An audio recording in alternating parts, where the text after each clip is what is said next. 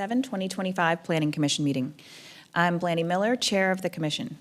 Today we have a hard stop at 11 o'clock to allow for a City Council committee meeting in this room, so I ask everyone to please be efficient in your comments and avoid redundancies so that we can hear from as many viewpoints on as many cases as possible.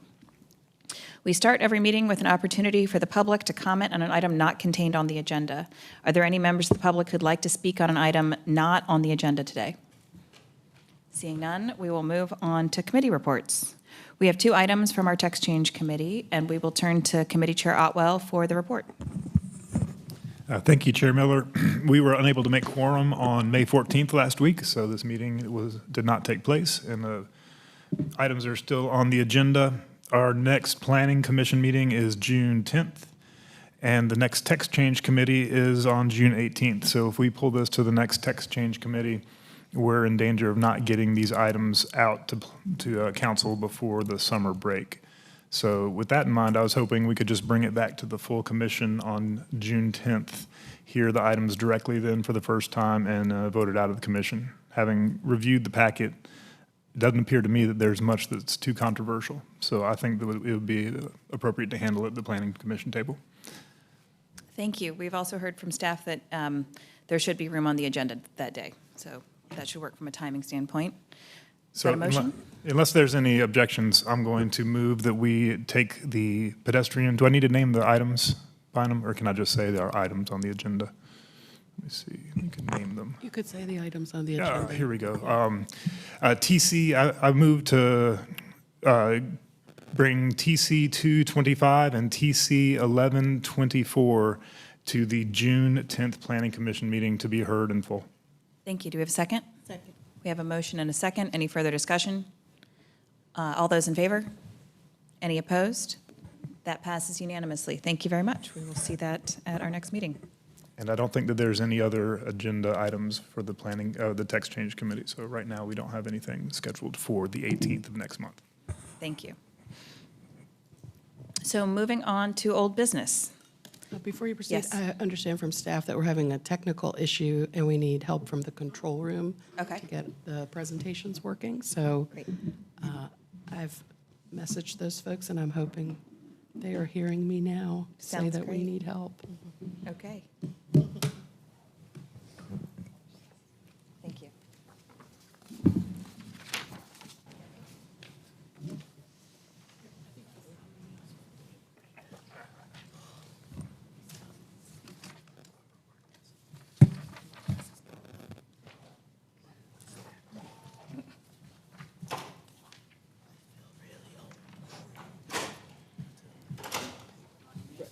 Sorry? No, it's logged in. Small font of my one superpower.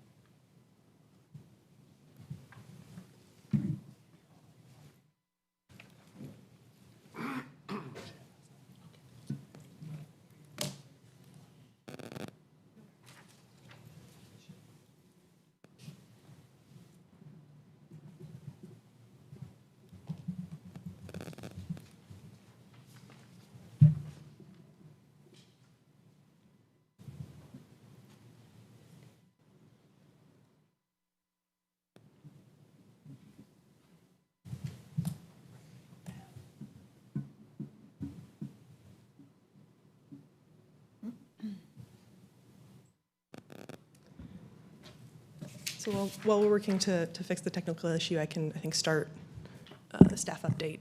Thank you very much. So yes, we have the one item on old business, rezone case Z7022 at Glenwood Avenue. For this item, the commission has already received a full staff presentation and applicant presentation and heard from the public. So our focus today will be on any updates or changes since our last meeting. And we will turn to Hannah Reckow for a presentation from city planning staff. Sure. Good morning. Hannah Reckow, Planning and Development. So this is case Z7022, an assemblage of parcels at Lake Ann Drive and Glenwood Avenue. You last discussed this case, I believe, at your March 25th meeting, deferred it for revised conditions. The applicant has submitted unsigned conditions that, broadly speaking, make adjustments to the previously provided conditions.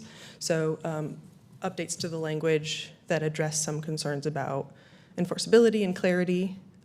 Signed conditions were submitted, unfortunately not in time for consideration at this meeting.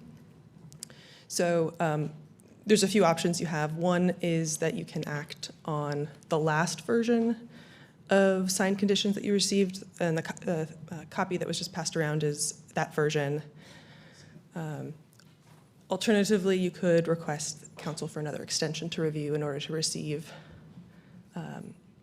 in time for a meeting and consider the latest version. I'm happy to go through more details to the extent that I can. That's the summary of the update. Okay, thank you. Do we have, are we ready to provide additional comment and pull up presentations, or are they still work control? I think the technical issue is still not unresolved. Unresolved at this moment? Okay. So we've already heard from the applicant and the public, but just so I can get a sense, it appears there are some folks that are interested in providing additional public comment. By show of hands, could I see how many people would like to speak today on this case? I see at least 2. In that case, given the time, I can grant another 6 minutes to each side for additional comment. Good morning, members of the Planning Commission. I'm Isabel Maddox, Nichols and Crampton, 3700 Glenwood Avenue. Submitting the conditions, we submitted them on Friday, which is the normal deadline for the Tuesday Planning Commission. Because of the holiday, we got caught by the 2-day rule. I had sent them out to my client on Wednesday, but I had a little bit of trouble with communication, so we didn't get them in, and that's my fault. However, the changes are fairly minimal. There are some cleanup changes or just really clarification changes that staff wanted us to make, which we did make.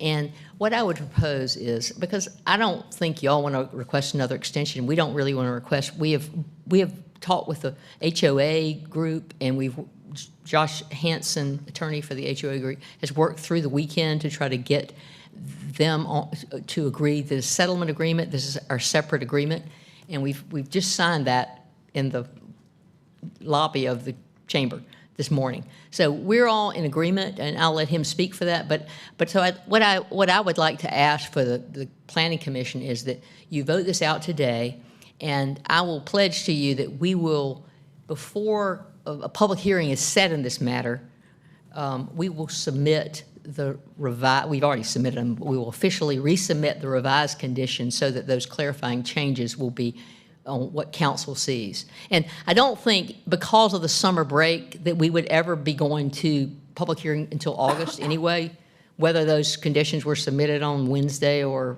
Friday. So I don't think it'll change anything time-wise, and I think it's just a technical thing that we need to do, and we'll do that. So with that, I'll yield to Josh to add the commentary. If you want more commentary on the case and all the challenges for this property, I'll be happy to give those, but I've already done that once, and I don't want to waste your time. So, Josh, you want to... Thanks very much. Yes, other members of the public who'd like to speak in support of this case. Good morning. Josh Hanson, 4407 West Chase Avenue. I'm an attorney at Hanson, Howland, Wilkie, and I represent the Lake Ann Homeowners Association. The history behind this property and the application, which has been before you for a very long time and continued several times, there's a covenants and restrictions that prevent the very development that's being applied for in the rezoning.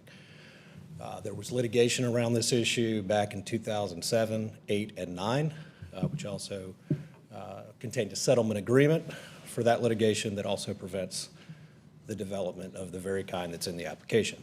So it took us quite a while to work through the conditions so that the neighborhood was satisfied that the development that's being proposed, the rezoning that's being proposed, would meet the very minimum conditions that are in the conditions list that you have before you.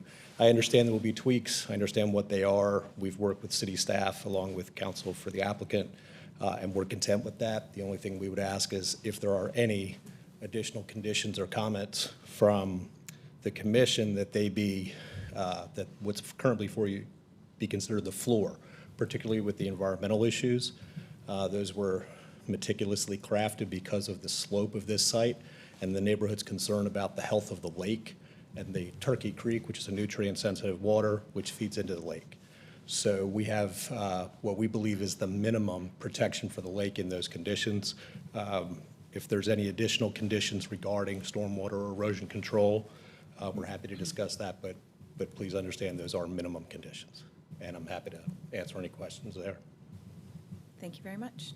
We'll let you know if we have those once we bring it back to the table. Are there any other members of the public who'd like to speak in support of this project? And seeing none, we can move on to public comment for the opposition. Those opposed to this case have a total of 10 minutes to speak, or I'm sorry, 6 minutes to speak. Please come to the podium and introduce yourself. And then seeing none, we can bring it back to the table for any questions from our planning commissioners. Yes, Commissioner Fox. A question for staff. I'm recalling the last time we saw this in March, there was some question about whether certain conditions were appropriate as within the zoning conditions, or they would be more appropriate in a standalone agreement. Is that still the assessment of staff? Yeah, the revisions did address some of the issues, but I think there still remain some of the same comments from last time, yes.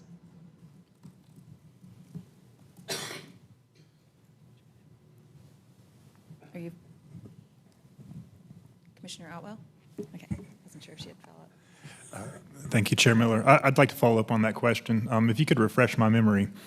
I remember some of the conditions being hard to enforce. Does this put the city in danger of litigation or in responsibilities that they will be forced to keep that will be hard, or is this more of a, we don't want to disappoint the citizens by not being able to enforce what's in the conditions?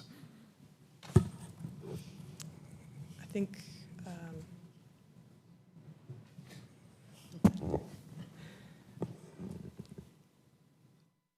I can't speak to danger of litigation. Don't practice law.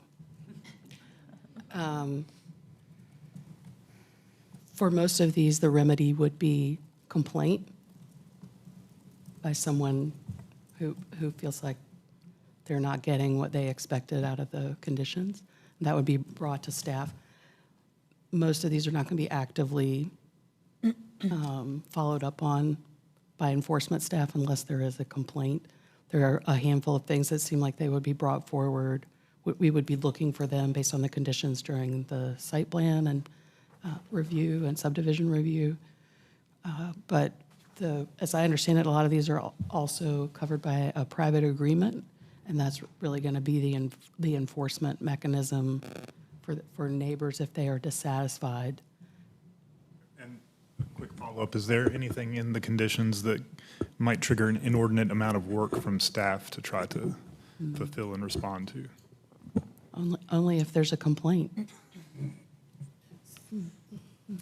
There is some language in, I can't remember if it's in one or two conditions, I think it's in two different conditions, about building height. That is,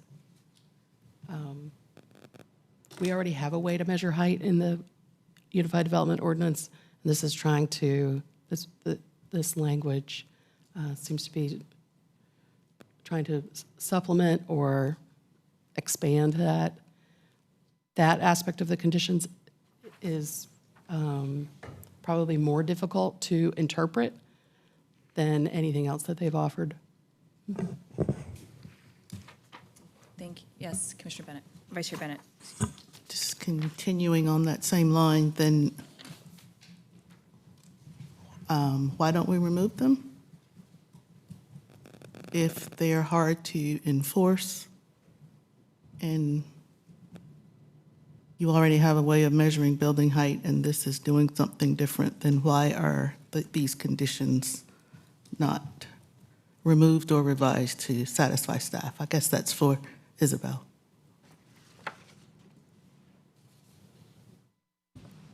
Yes, we have modified that condition in the signed conditions that were submitted too late. We talk about, the conditions as they are now talk about 2 occupied stories above a certain street.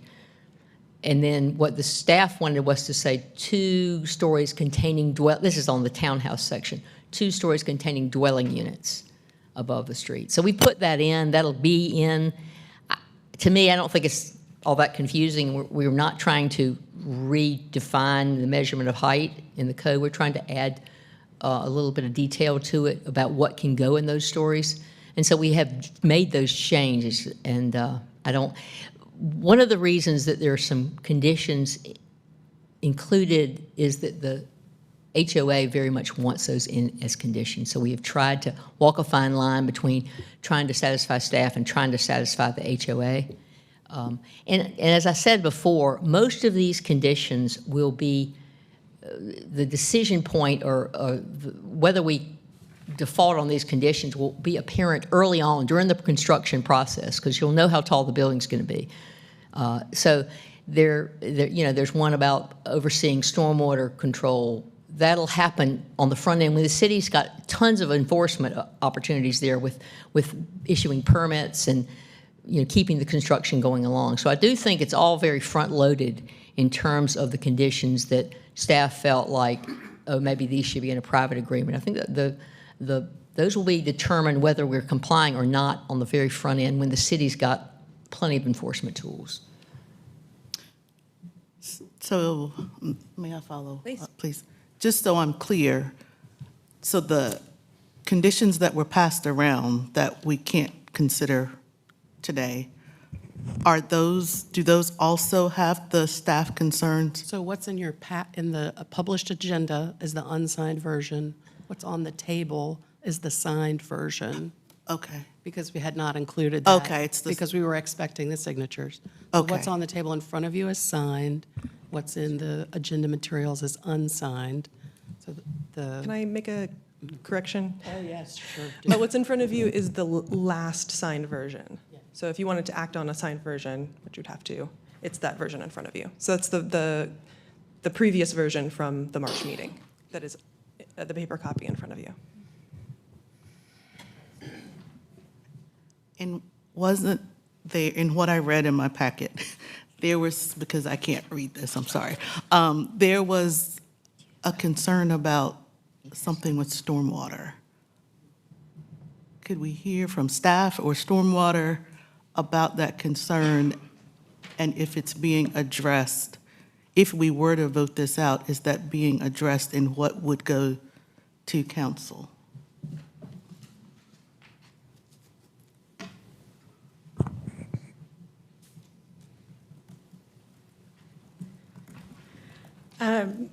So there was several things related to stormwater. Our concerns about, some of them was just that it was duplicative with the existing UDO. And so it said that it was providing greater environmental control, but it wasn't really, because it's just what's already in the UDO. There is one that's about a third party being involved in erosion control, and there is some concern that that would be additional staff time to coordinate with that third party, but at this point, we don't know. Maybe it won't be additional time. We just don't know. Thank you.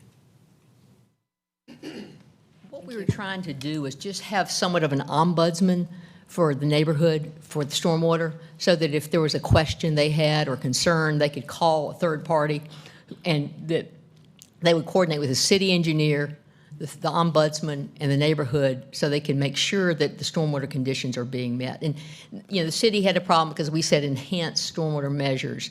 They said, well, a lot of these are just code, and so we took out the word enhanced.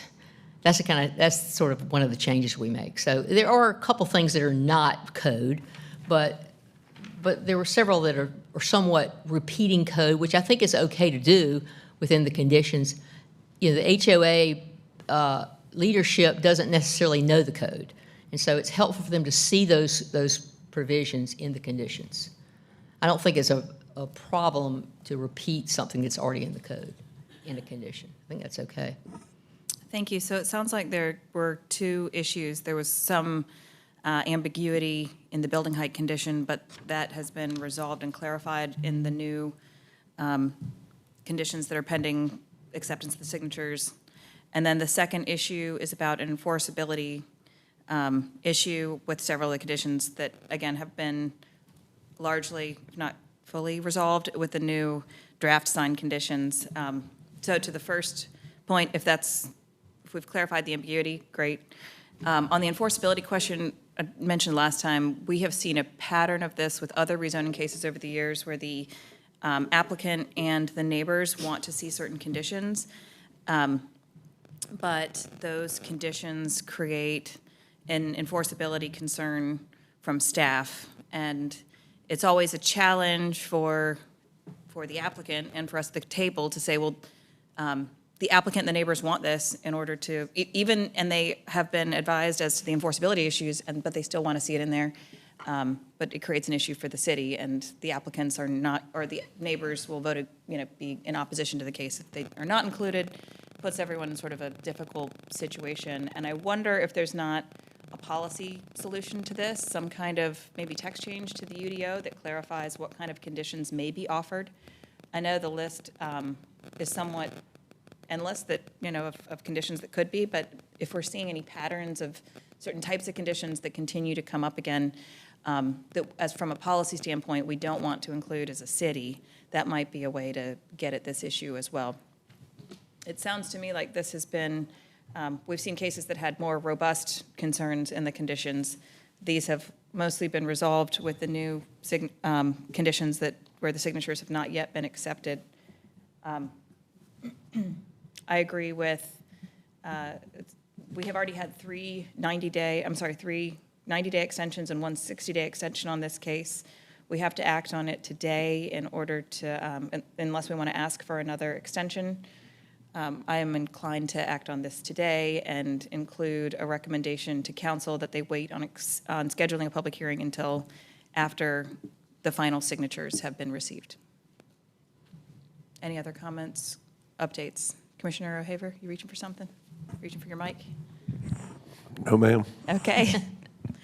Yes, Commissioner McKay. What's been the residential and community feedback on the project? With the applicant or the HOA? I believe that the attorney who was here, Mr. Hanson represents the neighborhood. So represents the neighbors, and they spoke in support. It's been largely supportive.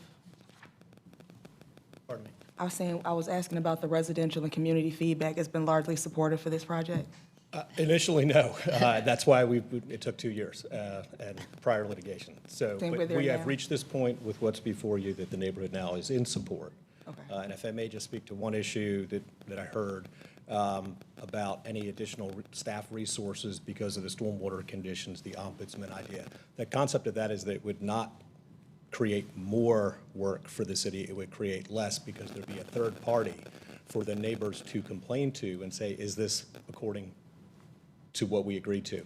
The ombudsman would come out and say, yeah, it's good. Only if the ombudsman, the third party who's an environmental professional, says, yeah, this is a violation, then the city would be called. That's the concept of the third party. So it's actually trying to remove city's involvement on everybody that drives by and say, I don't think that looks right, if that makes sense. Okay. Thank you. Other questions? Vice Chair Bennett. Thank you. I'm always very supportive of conditions that address neighbor concern, so I appreciate that we're trying to address neighbor concern. My only request would be, because we've seen conditions before that simply restate what's in the UDO, and we've asked the applicant to remove them. We've had conditions before that staff has said raised enforceability concerns. We've asked them that they be removed or revised to staff's satisfaction. If we're going to recommend approval of this, with these conditions, with staff's stated concerns, then we just need to make sure we do it for the next homeowners association that comes that might not have the same resources as this one. So as long as we're going to be consistent and equitable and allow conditions like this for all neighborhoods, then I'll be okay with it. But if we're going to be selective, then I have a concern about the precedent that we're setting. Thank you. I agree with that comment. I think and to even add to that too, the neighbors did not have such good support. They might not be on notice that the conditions that they're adding may not be enforceable to the way that they want. So we would definitely want to not only be consistent, but do what we can to robustly put the neighbors on notice of any enforceability issues of conditions that they want. Other comments? Yes. When something arises that is an issue that needs to be enforced, like say if the neighbors aren't knowledgeable about what to look for to see that there's an issue, how do we make sure that we're covering them? We can discuss those issues in public hearings such as these. Staff, I believe, includes them in the staff reports that are also published in the agenda and then also addresses them at the council level, I believe, when it's at public hearing and in those staff reports as well. Are there any concerns about specific conditions in this case with enforceability issues that remain in the draft conditions with signatures offered that have not yet been accepted? Here, I know that there were before. Maybe that's a question for staff.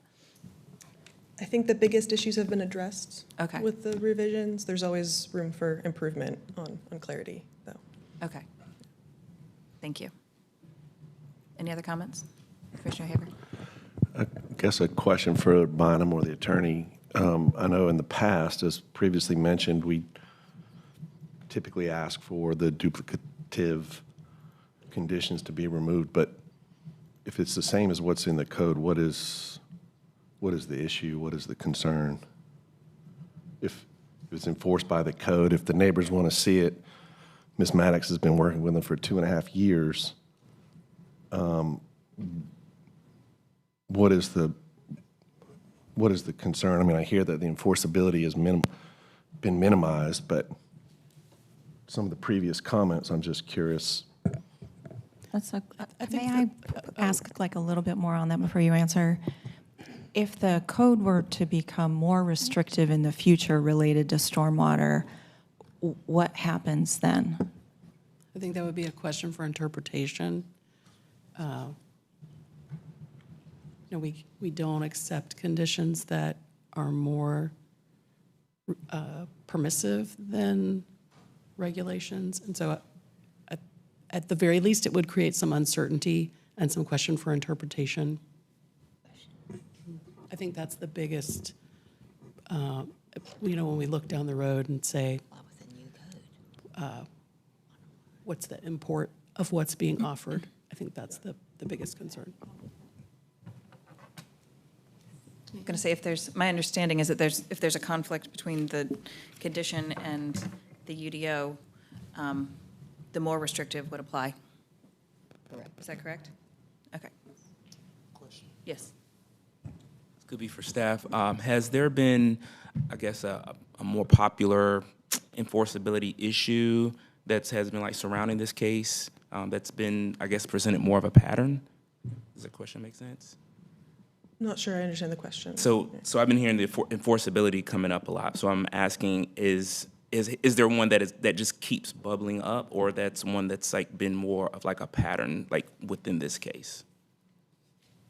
So the conditions wouldn't be enforced until they are adopted by the city council.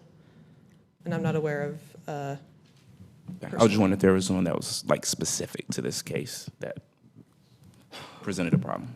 Okay. I believe that in this case, it's more of an ambiguity question. Is that correct? From ambiguous language? Yes.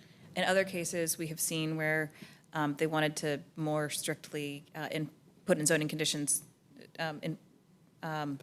conditions about the use of a building, and in ways that, we don't have city zoning enforcement going around looking at when people are, we're using that type of, or we're conducting that type of activity in those buildings. Got it. I see what you're saying. Other questions? Commissioner Fox? Apologize for my confusion on this matter, but so the condition related to having a third party, that is in the proposed conditions that are unsigned. Is that? Yes, that is in the latest version. Okay. So if someone were to complain that they did not feel that the third party was adequate in performing that duty, is there a remedy associated with that? That the city has to stand in and solve that issue? I'm confused on how that works. Because there's the technical aspect of there's flooding, there's erosion, there's whatever, that you alert the third party to it. But what if I alert the third party to it and I don't find their response adequate? Do I go to the city then? Yes. Our Deputy City Attorney. I try not to get too much into these legal issues at the table, but that is one of my concerns, that it says the third party shall be retained. Who shall retain the third party? I think they could still use some clarification on that, because the city should not have to retain a third party. Okay. And then, if I was understanding correctly, there was an assumption, Ms. Maddox, that this likely wouldn't go to hearing until August, regardless of if we voted today or voted on June 10th? Yes, Okay. I think that's. I think the real question in front of you is whether or not you want to ask for an extension so that but at this point, the applicant has this is their revision and they have not signed. So they could still revise the request.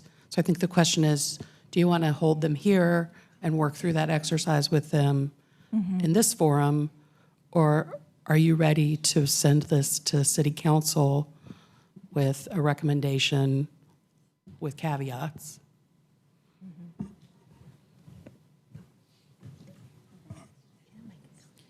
Thank you. Sorry, I was speaking with legal counsel. On that one case, so I just, on the condition that we were referencing before, it is condition 6, Romanet 4, a third-party consultant shall be retained and compensated by the developer. So I think that that might have the clarifying language as to who is to retain and compensate. But to your point, from an enforceability standpoint, if they don't, right, then all of a sudden it's a zoning administrative condition and they start getting a fine for not having an ombudsman, and that is awkward, for sure. I'm here, this is something that it sounds like it's well flagged, and it will be in the public hearing for council.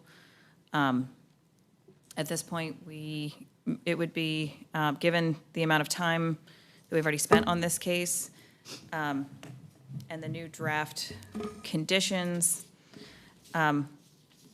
I am inclined to, again, vote this out today as opposed to asking for another extension, with a recommendation that council wait to schedule the public hearing until they have received the appropriate signatures and updated conditions.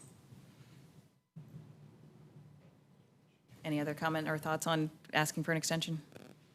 Okay. Would anyone like to make a motion? Commissioner Otwell? There you go. With regards to Z7022, I move to recommend adoption of the proposed consistency statement dated May 27th, 2025, contained in the agenda materials, and to recommend approval of the zoning amendment with the recommendation that council schedule the hearing after submission of currently unsigned conditions. I think this would. Yeah, Thank you. there we go. Do we have a second? Second. We have motion and a second. Any further discussion? Okay. All those in favor? 5. Any opposed? That motion passes 5-3. Is that correct? Yeah. And for those that voted against, anything to add in specific, as a specific reason for your vote against? Vice Chair Bennett? I'm not comfortable with conditions that staff and the attorney have said they have concerns about. And I want us to treat all applicants the same. And I think we're making exceptions here that we don't make for other applicants. I'd like to piggyback on that sentiment regarding the city attorney's concerns, but then also with item number 6, with the applicant securing a third party. I just feel like it puts us in an awkward situation. Thank you. Yes? Nope. Any other comments? Okay, that covers it. Thank you very much.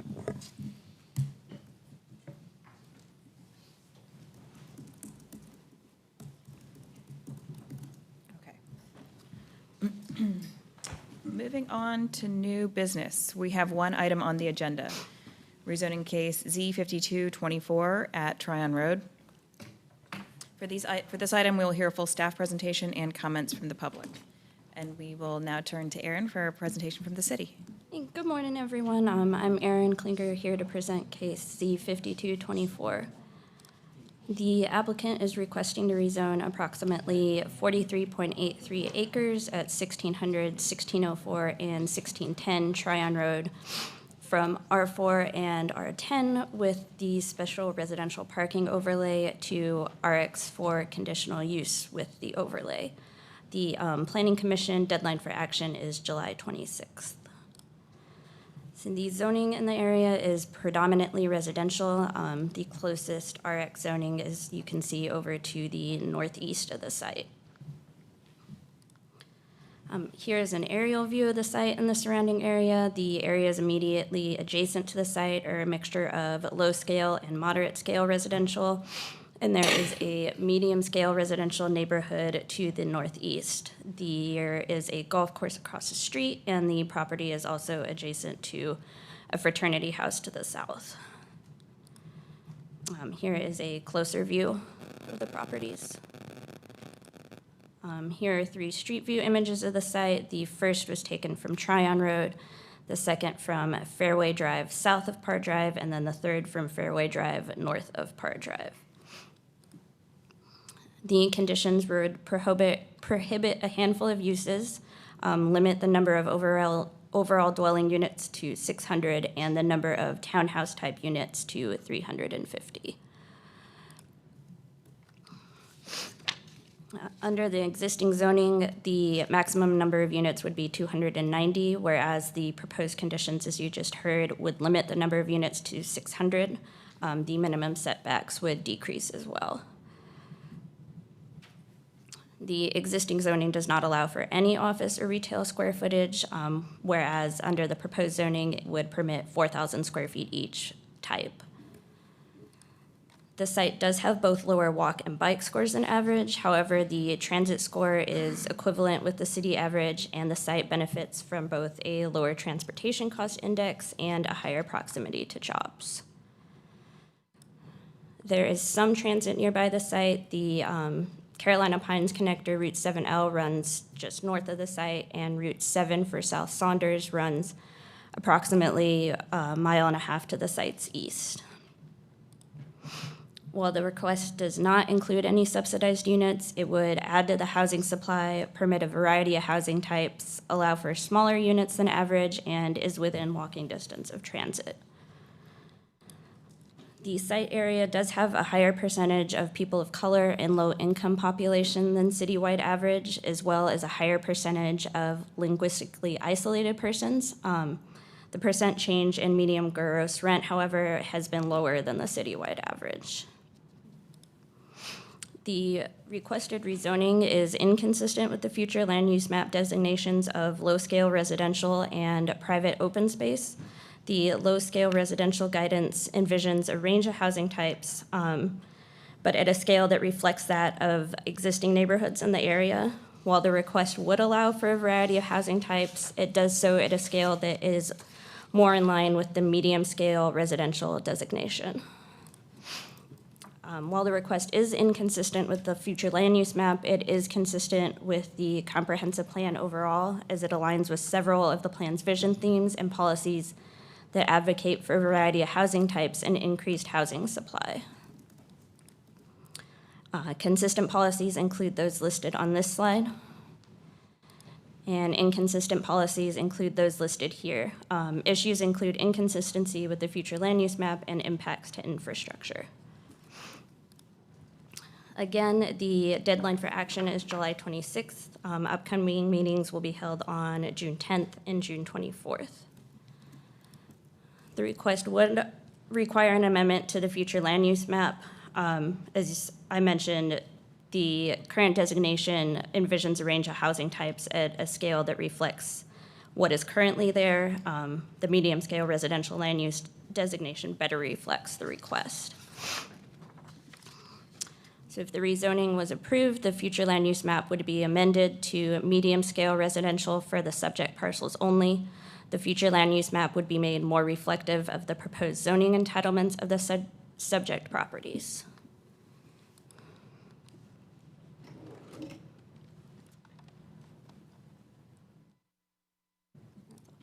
That's all I have. We will now move on to public comment for those in support. The applicant and those in favor have a total of 10 minutes to speak.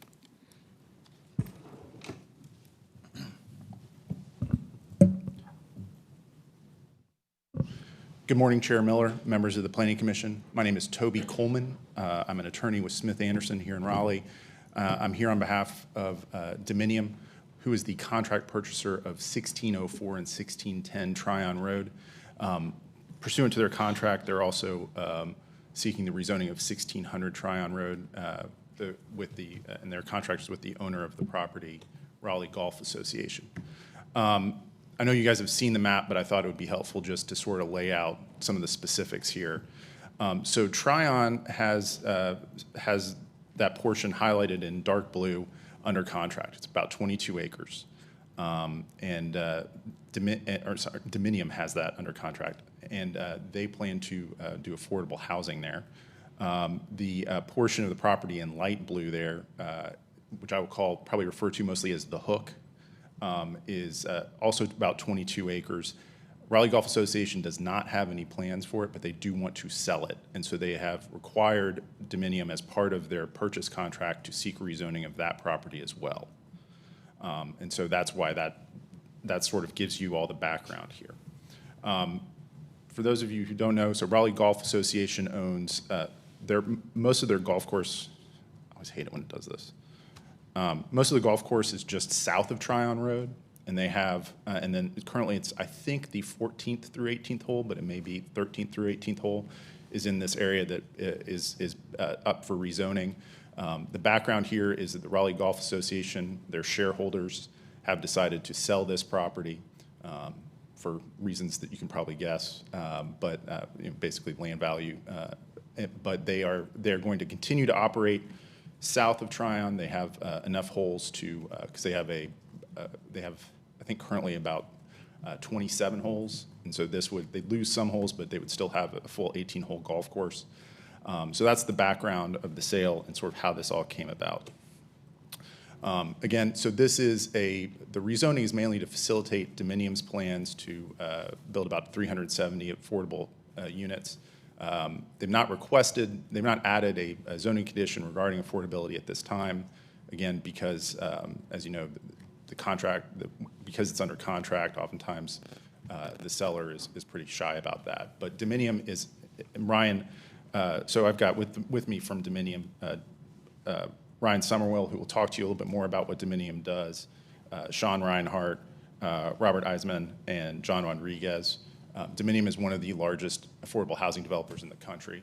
They'll provide some details about that.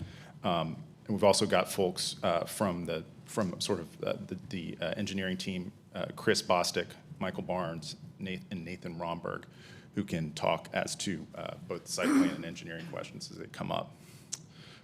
So this is, as I said, Ryan can talk a little bit more about it, but the plan is for that front area, 370 units at 60% AMI. Here's a site plan that we showed the neighbors. what you'll see here is that there is a access there on Tryon Road. Again, the traffic engineers can talk a little bit more about it, but there have been ongoing conversations with NCDOT, and we believe that NCDOT is getting more comfortable with the right in, right out. There will be significant access, and I don't know why it does that, but along Fairway Drive, which is this right here.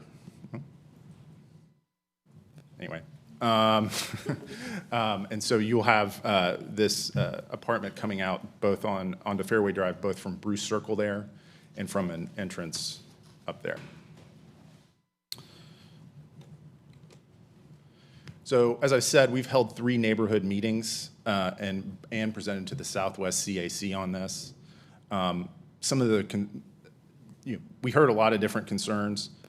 One of the big concerns we heard was from the folks living on Fairway Drive, Crestline Drive, or Crestline Avenue, was about how denser development would impact Fairway Drive. Fairway I think the city fills in potholes, but hasn't resurfaced it in years and years. It's an ongoing problem down there, and the reason is because it doesn't have full curb and gutter. We've actually been trying to work. We've been extensive talks with Ken Bowers and his team to see if there is a public-private partnership that might help get a fix done on Fairway. It's interestingly, the city is going to install road traffic calming measures on it, but at this point there's a city policy that says if you don't have full curb and gutter, we will not resurface the street. So we heard a lot of concerns about that. So we're looking to try to help out there if we can figure out some sort of arrangement. It's an unusual one, so it's been taking a while. We also heard a desire for a traffic light at Fairway and Tryon. We're still going through the process, but happy to report that our traffic engineers have, in doing their their counts and studies, have found that currently the intersection does meet 2 of the 3 criteria for warranting a traffic signal. And so we're fairly confident that, unless the NCDOT puts up red flags, that there will be a traffic light there once the apartments are built, because that would warrant it. And then we heard a lot of concerns, in particular about apartments and affordable housing. And concerns, neighbors had some concerns about, there was a lot of affordable housing in the area, that apartments concerns about specific operations of apartments. There's apartments already within, in the middle of the golf course.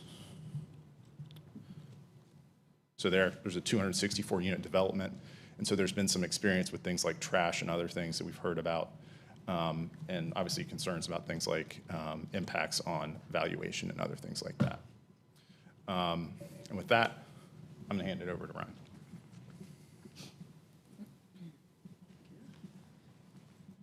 Thank you, Toby. Appreciate the time, everyone. Like Toby said, my name is Ryan Summerall. I represent the owner and developer Dominium on this one. Just want to give you a really quick overview of kind of who we are. As Toby mentioned, we specialize in the development, management, and operation of affordable housing. We've been in this space for over 50 years, and so we like to think we have a significant amount of experience from trial and error, working across the country, specifically on understanding resident concerns and needs and building a product type that meets those values. One thing we do like to mention is we manage all of our own communities. We do not third-party any of our communities. We feel that's a really strong motivator towards having the community have all of its goals aligned. We don't view our property management portion of our company as call it profit wing. The goal is that we own, we operate, and we want to maintain these communities for the long term. And because we're going to be a part of this community, we want to give the apartment and the residents in their homes the necessary capital improvements that they'll need in order to maintain.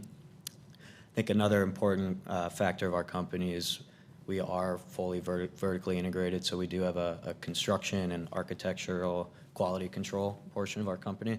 And what that means is we spend a lot of time on understanding how these communities can be more and more efficient, analyzing the living room space and understanding what really fits the resident concerns, and also making sure that we're designing and building a product that lasts for the longevity. we're here, we're going to be a part of the community. We view ourselves as, call it the antithesis of your regular market rate merchant builder. We're not coming in and building and then selling a few years later and building a product that we feel is not valuable to the community. Our goal is that we are going to be here for the long run. Our track record proves that. We have multiple communities across the country that we've owned for over decades and have done significant rehabs in advance. So just wanted to highlight some of those factors. And here's some additional photos of some of our product across the country. Again, I know, as you all are aware, and many are, there are stipulations against what people view as affordable housing, and what we're talking about here is 100% of the community. So all 370 units will be at 60% of AMI. And the community itself, we like to highlight, 9-foot ceilings, walk-in closets, patios and balconies on every unit, granite countertops, islands. We're going to have multiple playgrounds. We have a community center with computer stations. We have playgrounds across the community, and we really want to emphasize, this is equivalent, if not better, than some of the new market rate housing that you're seeing across the country and in the city of Raleigh. So again, that's just a little bit about Dominium. Happy to answer your questions, but appreciate your time. Thank you very much. Are there any other members of the public who'd like to speak in support of this project? If so, please come to the podium. And then seeing none, we will move on to public comment for those in opposition. Those opposed to this case have a total of 10 minutes to speak. Please come to the podium and introduce yourself.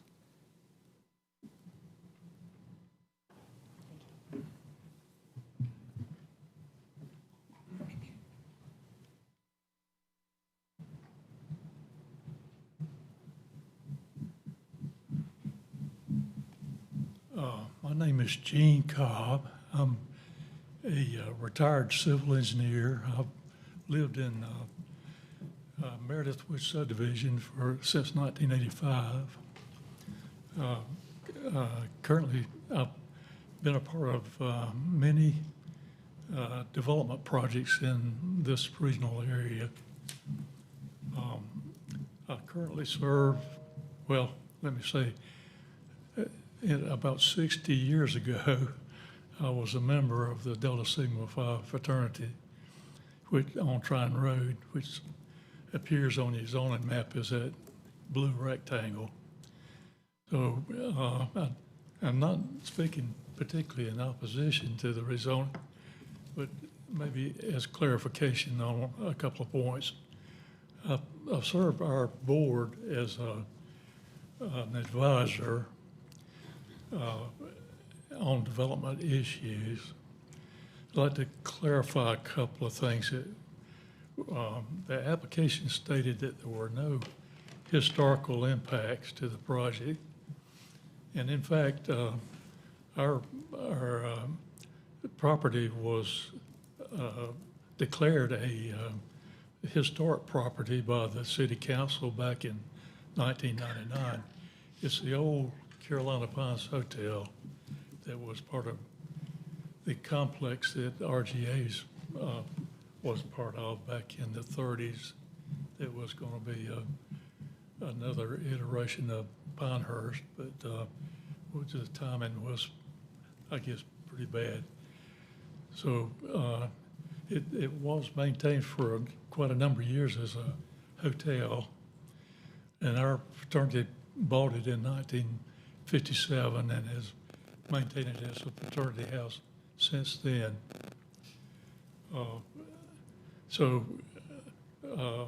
And let me say, we're in the process of trying to improve our house. It's over the years gotten into needing some work, and we're going through the process with your historic commission to obtain a certificate of appropriateness, and we're in the process of perfecting that at the present time with the intent of improving our property. So if two things, if you're, well, let me say first, the report says the current occupant there is Alpha Sigma Phi fraternity, which is correct. They leased the property from our fraternity, which is Delta Sigma Phi. And I guess due to the similarity of the letters, if you didn't know the difference, you wouldn't know. But in fact, Delta Sigma Phi is the owner. If the board, if your commission would act favorably on this rezoning request, we would ask for a couple of things. One would be that you add as a condition a buffer on our western borderline that would be appropriate and sufficient to protect the historical nature of our property. And the second item we'd request, which the current site plan shows, but we would like to have cross-access agreements somewhere in the back of the property, which would help us alleviate some of our issues with the access off of Trine Road, which have been caused by the creation of the median there on Trine, which prevents left-hand turns. So our two entrances are shut off from left-hand turns, which is predominant direction that our brotherhood would be approaching the house. So that's our request for you on this issue. Thank you. Thank you, Mr. Cobb.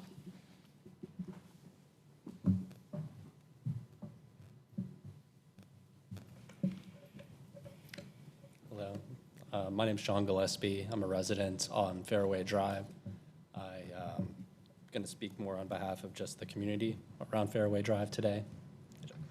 And just want to point a little bit of attention to the fact that Dominium and their representation have been very good in the community meetings with us, talking about the prospects of this proposed rezoning. Do have concerns from a general community standpoint, and even with Southwest CAC, I have some own internal concerns where our representative for the CAC is a shareholding member of RGA, so a little bit of a vested interest in the sale of this property going through. So the representation of our community hasn't been great in terms of what we've been able to voice on this rezoning proposal. So I decided to take some time off of work today to come and speak to you all about it, and what my concerns are. Did a little bit of research looking through the City of Raleigh Planning Commission's affordable housing policy map. I understand that, strictly speaking, affordable housing or providing affordable housing is not part of this rezoning. It's not included in the actual application. I understand that based on the sale process, but just wanted to call attention to some previously stated Planning Commission standards for where affordable housing should be allowed based on census. There's 3 main contributing factors to where multifamily housing should not be allowed, where census tracts exceed 50% minority population, where households in poverty exceed 30%, and where existing subsidized units exceed 8% of the total unit count. This census tract, Southwest Raleigh, where this rezoning is set, is one of the few zoning tracts in Raleigh that has met all 3 of those criteria for multiple census years.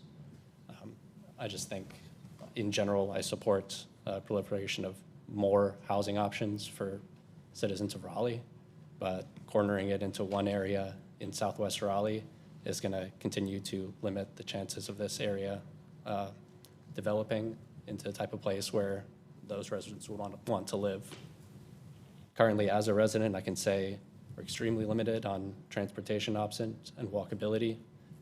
Just having lived there, I heard mentioned that options for mass transit are within 1.5 miles. Just looking on a map and using measurements of that 1.5 miles, 0.2 of those miles are served by sidewalks. So it's not walkable, it's not safe to walk to a bus stop on those roads. Needless that, like, repaving is one thing, but having sidewalks and walkability to public transit is kind of imperative.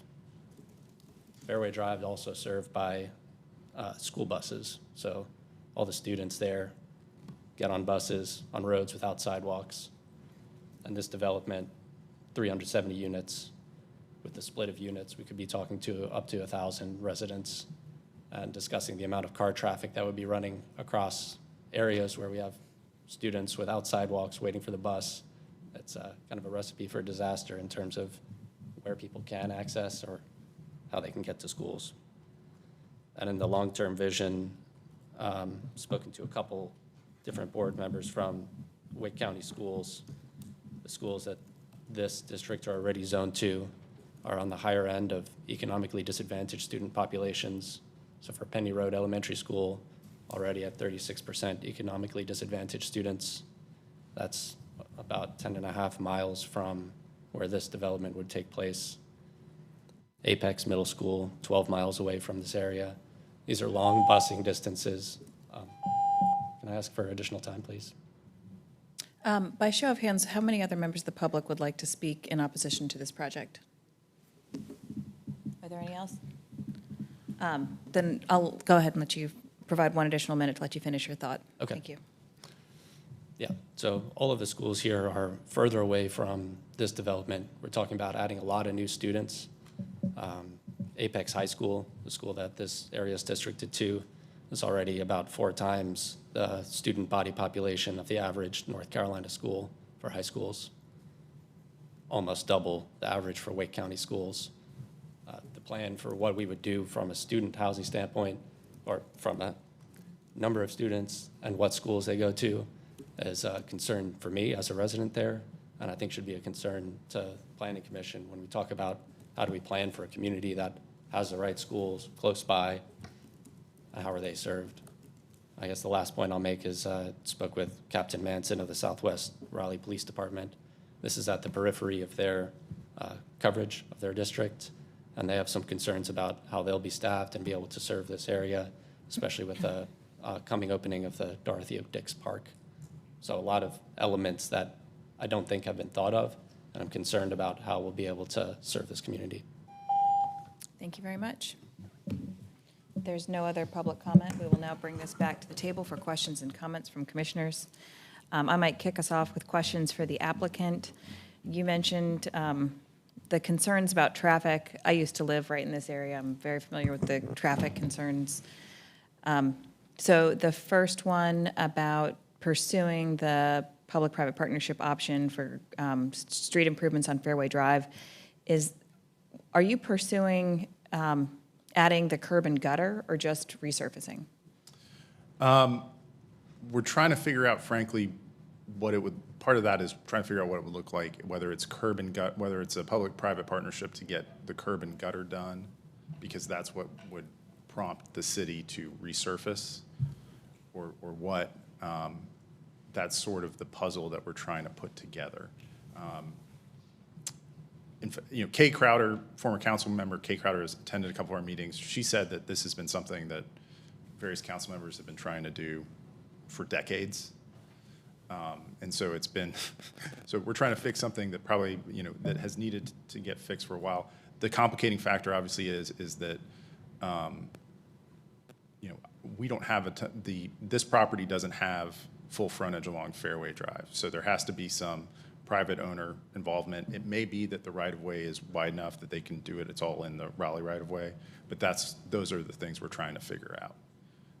With recognition, and Dominion wants to do it both because they think it's good for the, that they've heard the neighbors say that they would like it. They also recognize that it would be good for their residents to have a better maintained street, and things like that. So we're trying to figure that out, but I don't have a direct answer. And in fact, we're meeting with Ken again this afternoon to talk about it. Gotcha. I ask because I believe it's also city policy, not just that the city will not resurface without curb and gutter, but I believe also the city won't consider sidewalks without curb and gutter. And the sidewalks being sort of my key interest in this area, and it sounds like the pedestrian concerns in this area as well. So pursuing that, obviously the curb and gutter is typically much more expensive and cost prohibitive, and then lowers a project on our formula. So I think that I'm glad to hear you're considering that. I think that would be a huge benefit in this area. We are trying. I think we're breaking a lot of brains trying to figure it out because there's not a well-worn path to doing this. So we're trying to figure it out. Thank you. And then the second one, you also mentioned the signal that I agree is very much needed in this area. You said currently the intersection meets 2 of the 3 requirements to warrant a signal under DOT, and that after the apartments go up, that might trigger the 3rd. Yeah, I'm going to have Nathan Romberg come up if that's okay, because he's our traffic engineer. And he can. I'm going to let somebody who knows what they're talking about. Thank you so much. My question is, at what stage in the apartments going up would that trigger, and what would the timing look like for putting in that signal? Sure. So just for a little extra background, so for anyone who's not familiar, there's kind of 3 different vehicle volume warrants that you can check for warranting a signal. So that's 8-hour, 4-hour, and a peak hour. So based on the count data we have for Tryon at Fairway, we're seeing that both the peak hour and the 4-hour are already met based on just existing volumes. And so then once you add on this development traffic, then we expect the 8-hour to be met as well. So the expectation is nothing's been submitted to DOT for approval yet, but the expectation is that if all 3 are met, DOT likely approves a traffic signal at Fairway and Tryon. As far as timing, with the understanding that a peak hour and a 4-hour are already met, I would believe DOT and the city both would be accepting of it being installed probably before any of units are even, it's probably one of the first things that's done. Usually, a lot of times your roadway improvements are completed prior to kind of your first CO or, first units are occupied. So my expectation is the signal would be installed and going in with the first units, with the understanding of no one knows for sure the exact construction timeline. That's great. So it's just anticipated additional counts, not actual. You don't have to wait till the actual counts are there. Right. In this case, I would think, in this case, no, my expectation is we wouldn't need to check it again or need to wait for a certain number of units because that peak hour and 4-hour are already met. So my understanding is DOT would be okay with it going in pretty much right away. Thank you.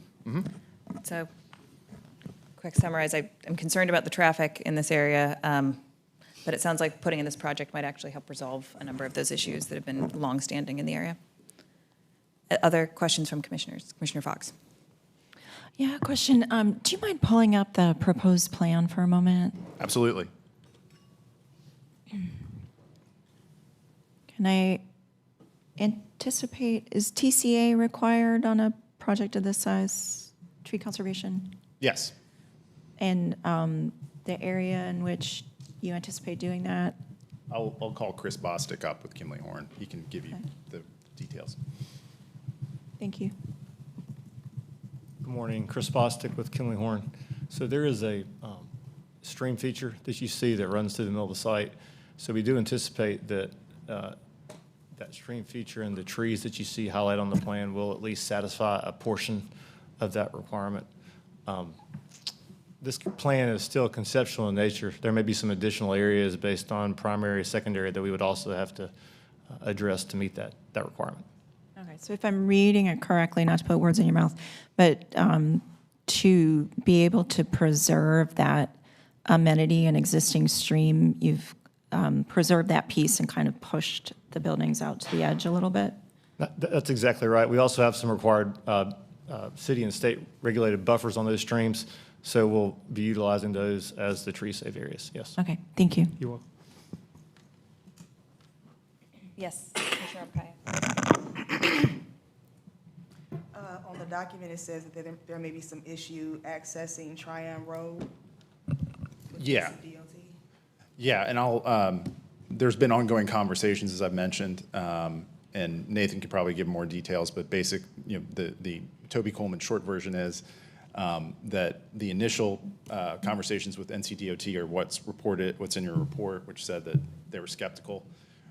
As with ongoing conversations, NCDOT has started to recognize that there's a need for it, in part because, I'm trying to draw here, it doesn't work. All right, in part because this Parr Drive right here, which is a city-owned street, when it was platted entirely inside the property of that adjoining apartments to the north.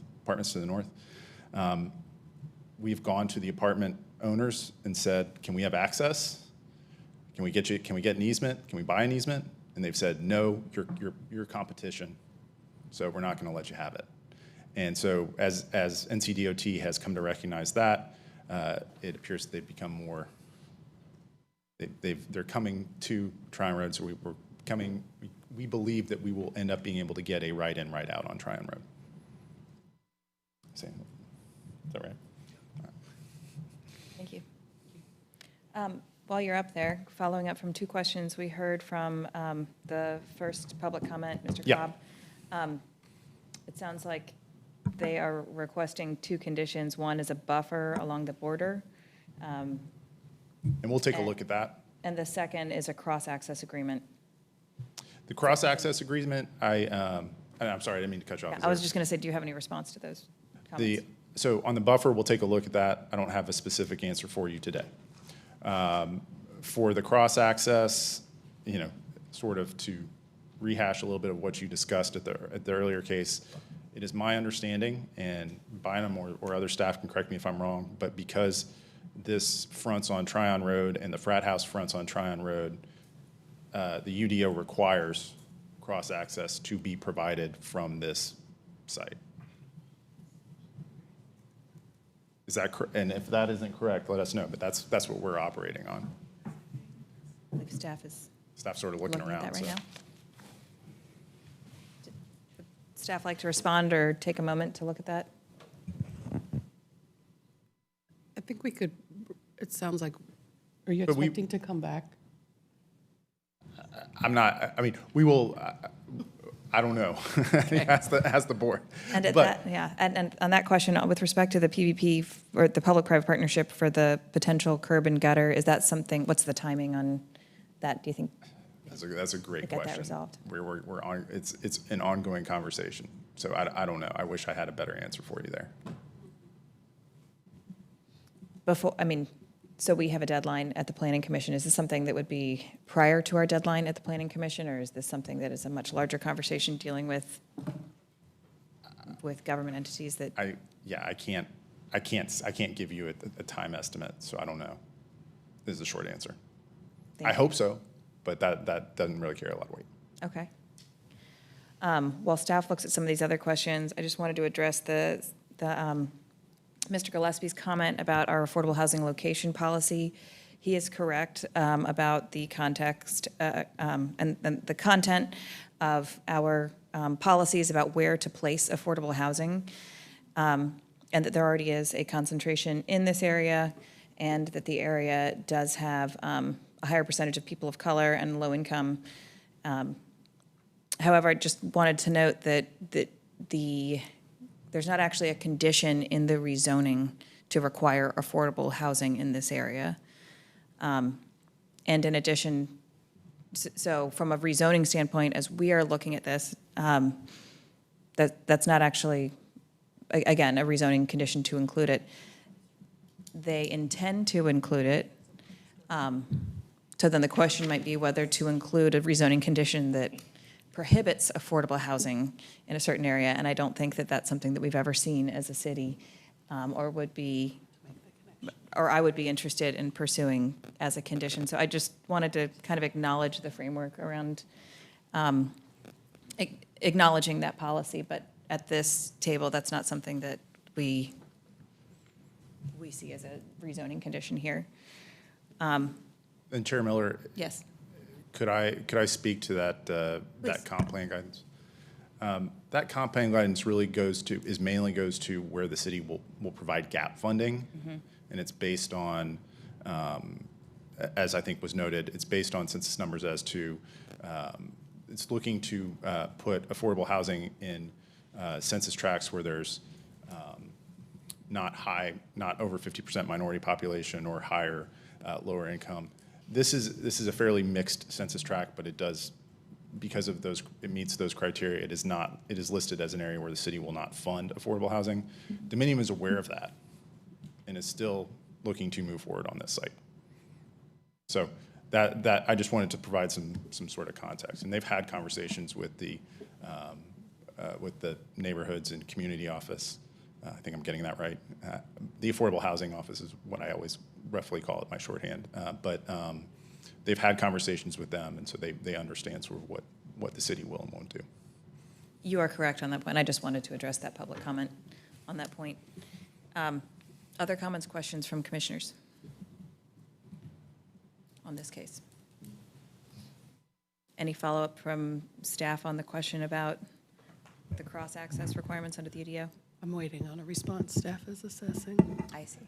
If I'll put it this way, if there's whether the planning commission holds us or whether the planning commission sends us to council, if there is a question, if staff determines that there is not a requirement for cross-access within the UDO, we are happy to add a provision that requires cross-access. As you can see in our concept plan, we're already planning to do so. We're happy to work with the fraternity about it. Thank you.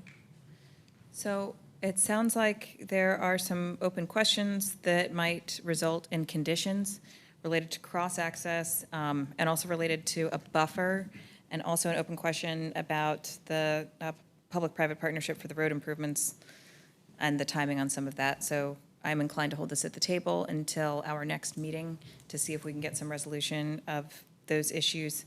Our next meeting is June 10th. In order to provide new conditions, those would need to be submitted by this Friday, I believe. Would that be enough time for staff and for the applicant to resolve those questions and provide new conditions?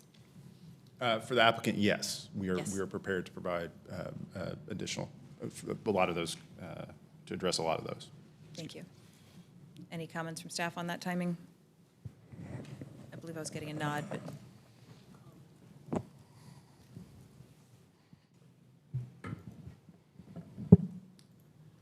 I'm able to work within that time frame. Okay. Thanks so much. Any further comments? Commissioner Haver. Excuse me. We're talking about this potential public-private partnership on Fairway Drive. What's going on with Bruce Circle? We haven't mentioned Bruce Circle, which abuts this, which is not paved at all. It's like a... Yeah, so it is this portion, all right, the bottom portion of Bruce Circle, I'm not going to try to highlight it. Which you can see there, it's sort of drawn into the trees there. That is the portion that's not paved along, and then there's a portion on that map that goes roughly north to south that says Bruce Circle improvements. That area is currently not paved. That will be paved. And as you can see, it extends sort of into the project. Currently, a portion of that is just road that's platted but doesn't exist. The northern portion of Bruce Circle is currently paved up, so that northern portion. That would be, to the extent necessary, would be widened or improved if there's any city requirements to do so. So the northern, so sort of the east-west portion on the north side and the north-south portion of Bruce Circle would all be improved and used as one of the access points for the development. We are, at this point, we believe that and intend not to improve the southern portion of it. Our guess is that's probably going to be okay with the residents along that portion of it. And then that area right there where you have the townhomes backed up to Bruce Circle, Mm-hmm. what are the proposed setbacks or separation in that location? Chris, do you know off the top of your head? Okay. I can get you that answer if we're coming back. I'll get you that answer if we're coming back. I don't know off the top of our head. Again, just to be consistent, when we're coming in with this type of development adjacent to single-family zoning, I just want to make sure that the applicant is acknowledging the existing neighbors and thoughtful about how those properties adjoin. So I think it's fair for someone to buy that property when it's zoned R4 to have some concerns on a rezoning when we come back with higher density. So I'm in favor of the project. I just want to make sure we're looking at those setbacks and being cognizant of folks that currently live in the neighborhood and bought those properties with certain understandings. Okay. And what we'll come back with is we'll take a look at it. What I can't recall and why I'm a little bit hesitant to speak on it is typically there's a neighborhood transition requirement between a RX and I think R4. What I can't recall is when you have townhomes and they're under a certain height, I think you still have some landscape buffer requirement, but I don't want to speak off the top of my head and get it wrong. Our preliminary research suggests that for cross-access to be required, they would need to offer a condition. It's not because the fraternity house is designated as Raleigh Historic Landmark, we believe it would be exempt from requiring that connection. Thank you. We're happy to make that a condition. Thank you. Before the applicant goes back to make additional conditions, since they're only allowed to make one round of conditions, any other additional comments for the applicant to consider? Yes. So my question is the area that kind of hooks around where it currently is a golf course and then it goes around through a wooded area. Why is the request to rezone that if there's no plan for development of it? That's at the request of the Raleigh Golf Association because they, even though Dominium doesn't want to purchase it, the thought process was we might as well get everything rezoned in one fell swoop for development. It's currently zoned R4. They would like it to be zoned higher. We have been, to be fully transparent, we will be coming back with some additional conditions on that hook to try to sort of address it, because we have heard neighbors from Renaissance Park say we're concerned about rezoning this area without a specific plan. I don't have the details yet. Frankly, that's a lot on sort of Raleigh Golf Association to make decisions. That's something we have to work on this week. If there is guidance, we certainly crave that from the commission. I think to give you some general parameters, I think we are open to, for instance, stepping that down in zoning to an R10. And if there's any other specific thoughts or specific concerns that y'all have, certainly we want to hear them so that we can have that conversation with Raleigh Golf Association. And I think they would, rather than hearing me say what I think, what I think people want, hearing from y'all would be helpful. And if I'm understanding correctly, that is the part that's inconsistent with the future land use map, right? Because that's the part that's currently private open space. I think the bulk of it is private open space, so I think it's more than just the hook. Okay. Because I think it's the entire golf course is private open space. But I'll be frank with you, I haven't, because I knew we were just inconsistent, I haven't spent a whole lot of time looking at that. Okay. Well, I'm saying, the golf course right now is consistent with the future land use map, and so is that. But if that's the part that creates an inconsistency, if we rezone it to something else. Yeah, I'm just flipping through here to see. Oh, I was mistaken. All of that all of it is. Yeah. Okay. All of it is because it's currently a golf course. So the way the comp plan did it was it said, oh, this is a golf course, it's open space. We're going to designate it as private open space. And the golf course shareholders have decided that both for the operations of the golf course going forward and otherwise that they want to sell this portion of the golf course because they have more than enough room south of Tryon to operate. Yes, Commissioner Mackay. Have you all engaged with the Renaissance Park community at all? We have, and we certainly, and that was part of when I said that we had heard concerns. I don't know how, I've heard from multiple people, and multiple people from Renaissance Park have attended our meetings. We've met with some of the leadership there, and the big concern we heard, in addition to just generally, concerns. There's a railroad track that runs through between the Hook and Renaissance Park. So, there's some buffers and we heard about buffers and concerns about that along the hook. But more generally, what we heard was a lot of concerns about the nature and type of development in the area.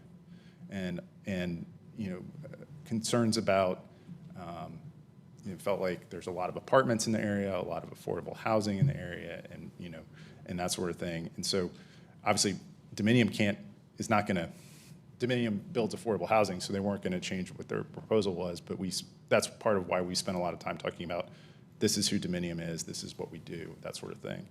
Part of why I'm asking for guidance here is that we do plan to come back with some changes to the zoning for the hook. And part of that is to try to better address Renaissance Park neighbors' concerns about what might be developed there, since there isn't a plan. Yes, Commissioner Fox. And just to clarify, you said you're considering R10 for the hook? Okay. I would be interested in seeing what that looks like. Yeah. Commissioner O'Haver. Yeah, I was just going to say, procedurally, if there's some concerns with the hook, and we haven't really seen conditions that address those, if the applicant's trying to get revised conditions in by Friday, and we haven't seen those and we're not comfortable with those, that's your one shot at revising the conditions because they're both together. So that, I would kind of rethink that procedurally, because if you come back and we have some concerns about it, you're not going to be able to change it before it goes to council. So if you're rezoning both of these properties together. Okay. Yeah, I mean, the complication that Dominium is facing is that we have that one of the provisions of their purchase contract is you must rezone the hook. So I'm okay with that. I'm just thinking through procedurally, there might be an issue if we're not comfortable with what you come back with. Okay. Well, that's part of why I'm asking if there's any additional restrictions or anything else that we can understand now. I mean, I think most of the folks here would be interested in understanding a little bit more about the hook, especially with its proximity to the other neighborhoods. So the comment from your team that we haven't really focused on that, I think we'd probably be interested in hearing what those conditions are. Okay. And not having seen them could cause some complications for the applicant. Understood. And I might add specifically that the proposed rezoning has a maximum height of 68 feet next to single-family homes along the immediately adjacent neighbors, and having more, without having insight as to what that looks like, or the protective yards or the buffers, that's probably our key concern there. Okay, that's helpful. The R10 in part is to address the height issue in the hook, because that would cap it out at, I think, 40 and 45 feet. Which is what's currently allowed, yeah. And so, yeah, and we can, what I'm hearing from both you and I think where you were going, Commissioner O'Haver, but correct me if I'm wrong, is things like buffers, protective yards, things like that. So we'll certainly put some thought into that. Or maximum height limitations, if that's what, yeah. Yeah, and that's where the R10 we think would address that. Thank you. Other comments? Anything else for the applicant to consider? And so on that latter point, would this Friday give you enough time to provide those comments as well and changes to the hook? Yep. Great. Then with that, seeing no other comments, correct? I will make a motion to defer this case until our June 10th Planning Commission regular meeting. Do I have a second? Second. We have a motion and a second. Any further comments, discussion? All those in favor? Any opposed? That passes unanimously. Thank you very much.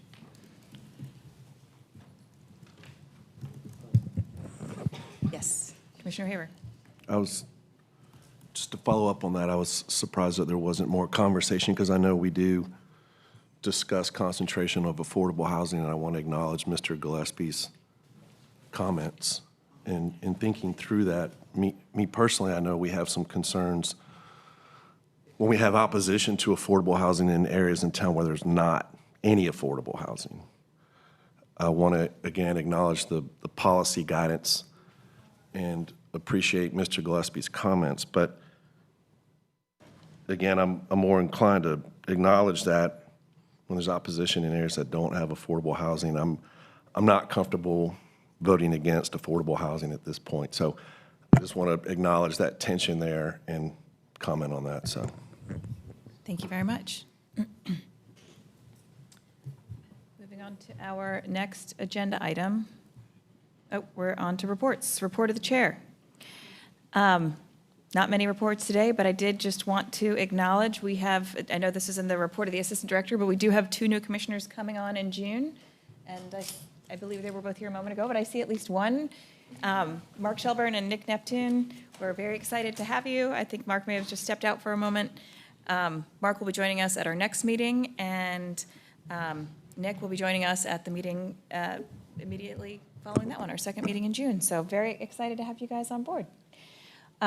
I believe we don't have any more committee meetings scheduled for this year, this fiscal year, ending June 30th. So I don't know whether we need to make new committee assignments, but those would change with the next fiscal year starting July 1st anyway. So we can, if you guys have interest in that, I'm sure we can talk about that more over the summer. But moving down the line. We currently have no meeting, no agenda items for the text change committee. So unless we hear differently, that meeting will not be held next month on the 18th. So we're clear for now. No personal report. Thank you. No committee of the whole for May. Our next meeting is scheduled for June 26th at 4. Nothing to add. As you mentioned, no strategic planning committee meeting in June and no other report. No report from me. No reports for me. No report. Thank you. And since Commissioner McCrimmon is chair of Transportation Infrastructure, just confirming also that there will be no Transportation Infrastructure Committee meeting in June either. And moving on to our report of the Assistant Director. Thank you, Chair Miller. I wanted to note that Mark Shelburne will start at the next meeting and Nick Neptune at the meeting after that. Excited about that. At the second meeting in June, you'll also have election of officers for the following fiscal year. And I wanted to thank Commissioner Bennett for agreeing to help with the Sir Walter Raleigh jury. Thank you. Thanks very much. Anything else for the good of the order? No? All right. Then we are adjourned. Thank you.